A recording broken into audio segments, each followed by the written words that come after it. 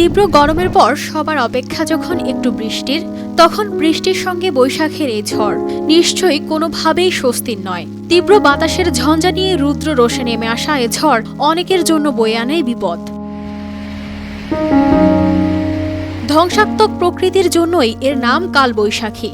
বেশিরভাগ সময় এ ঝড় জরাজীর্ণ করে দেয় নদী তীরবর্তী মানুষদের জীবন। ধ্বংসলীলায় কেউ বা হারায় প্রাণ, কারো ক্ষতি হয় লাখ টাকার সম্পদ।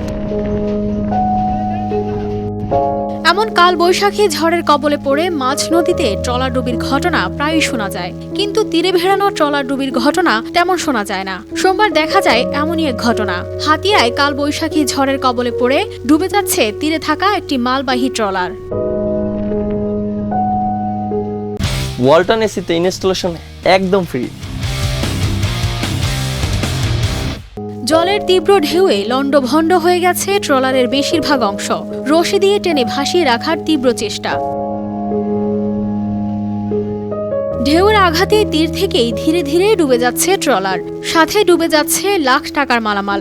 তবুও প্রকৃতির এই তাণ্ডব থেকে সম্পদ বাঁচাতে আপ্রাণ চেষ্টা কর্মীদের। News desk, RTV।